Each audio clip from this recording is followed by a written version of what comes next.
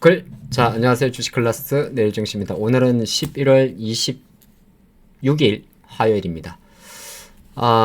글쎄요. 오늘은 제목 원래 비트코인이 조금 신다면 시장은 어디에 주목할까 내용인데, 지금 보면 이제 트럼프 대통령은 당선인은 이제 내년도 25년도 1월 달에 취임을 하죠. 그리고 남의 이제 주요 아직 인선을 좀 거쳐야 되는, 사원 인준을 거쳐야 되는 과정도 있긴 있습니다만, 주요 이제 요직들의 주요 이제 인물들이 나름대로 다 배치가 됐습니다. 배치가 됐고, 약간 외교 문제라 할 수 있는 국방부 장관이나 국무부 장관, 그리고 이제 관세 관련해서 상무부 장관이라든지 재무부 장관 다 지명이 됐어요. 지명이 좀 됐고, 물론 이제 남아있는 일부 절차들은 거칠 겁니다. 약간 이번 2기 같은 경우 내각 자체가 거의 친 트럼프 쪽으로 많이 인선을 했다, 그런 이야기도 있긴 있는데, 중요한 거는 오늘 내용이 밝혔다시피 이제 앞으로 우리가 시장을 바라볼 때 어떻게 봐야 될까에 대한 싸움이 될 것 같습니다. 아마 트럼프 대통령이 당선이 되면서 가장 화두를 받았고, 지금도 가장 핫하고, 지금도 많은 자금이 몰리는 데는 바로 이 비트코인일 거예요. 그쵸? 요거는 사실 정시 자금도 아니고, 여러분 아시겠습니다만은 하나의 또 규제 산업이잖아요.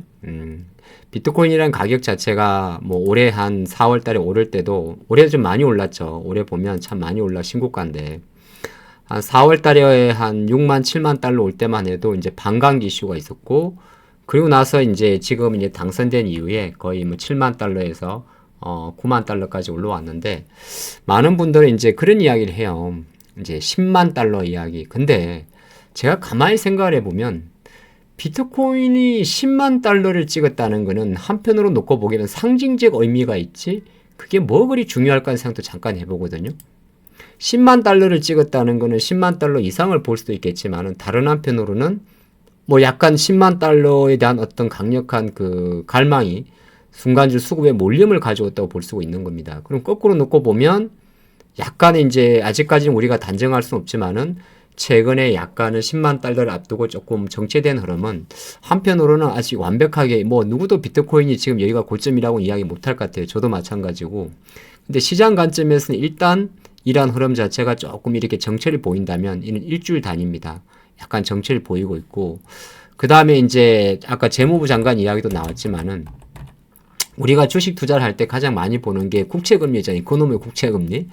자, 그런데 보면 저는 이제 이런 걸 많이 생각을 하는데, 어쨌든 이제 공은 인선도 거의 마무리가 됐고, 공이라 그러니까 예를 들어서 다시 12월 18일 우리가 미국의 8번째 FOMC 회의로 넘어가지 않겠어요? 자, 그런 관점에 놓고 보게 되면 이 또한 11월 중순에 한때 4.45까지 갔다가 지금 최근에 가파르게 떨어지고 있어요.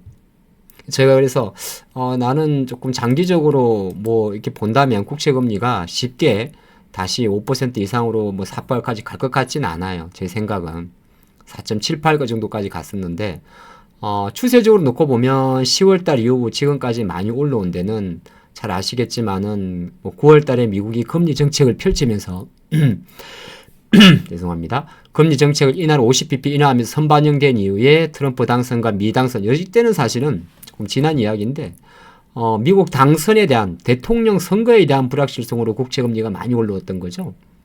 왜냐하면 해리스가 되든 트럼프가 되든 재정부채는 미국의 국가 재정부채는 늘어날 것이고, 또 트럼프식 해리스식 그렇죠, 부양책을 위한 국채 발행은 있을 거니까.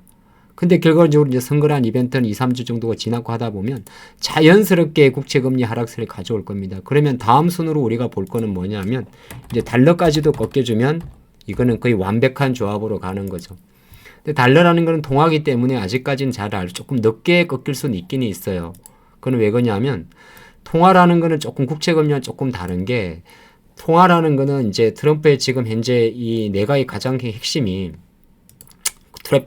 관세 이야기잖아요. 관세 같은 경우는 아무래도 상대적으로 관세를 이제 받을 수밖에 없는, 우리나라 한국도 마찬가지고 일본도 마찬가지고 중국도 마찬가지고, 그럼 관세에 대한 불확실 때문에 그 수출이 좀 나빠진다든지 경제 성장률이 둔화되니까 한편으로 놓고 보게 되면 이거는 쉽게 떨어지지는 않을 수도 있습니다. 환율 시장 같은 경우는. 근데 이제 이것도 시간을 갖고 제가 생각할 땐 떨어진다고 가정을 한다면 시장은 서서히 이제는 비트코인이나 국채금리나 가상이 좀 신다면 이제 신다는 표현을 썼어요. 한 다음에 시장은 어디에 주목할 것 같으냐? 제가 생각을 할 때는 다시 돌고 돌아서 거의 미국 기준으로는 다우나 러셀 2000 지수의 상승세보다는 물론 다우도 많이 상승하는데 한편으로 놓고 보면 나스닥의 상승, 반도체 지수의 상승을 조금 깨할 수 있는 그림으로 갈 수 있지 않을까 그렇게 보겠고 약간 바뀐 게 뭐냐 하면 이게 오늘 이제 외국인이 주식을 산 종목들인데 좀 특이한 게 잡혔죠. 뭐가 잡혔냐 하면 어쨌든 하이닉스도 다시 매수가 조금 들어와 있죠. 외국인들이. 삼성전자도 들어와 있고. 그쵸. 네이버는 계속 들어오던 종목이고 한전도에 들어오던 종목이고 통신주도 워낙 좋아했습니다. 엔터주 계속 들어왔고 항공주 잘 들어왔고요. 그쵸. 방산주나 이런 쪽은 원래 기관들이 많이 팔아서 빠지는 종목이고 근데 외국인이 파는 종목은 사실 많이 볼 필요는 없는데 약간 그동안에 좀 많이 들어왔던 게 금융주들도 좀 있었거든요. 이런 거 좀 빠지고 있습니다. 그래서 뭐 전체적으로 이걸 가지고 다 생각할 수는 없는데 외국인들이 조금씩 이제 삼성과 하이닉스를 산다는 것 자체는 한편으로 놓고 보게 되면 우리나라 원화 같은 경우도 조금 떨어질 수가 있겠죠.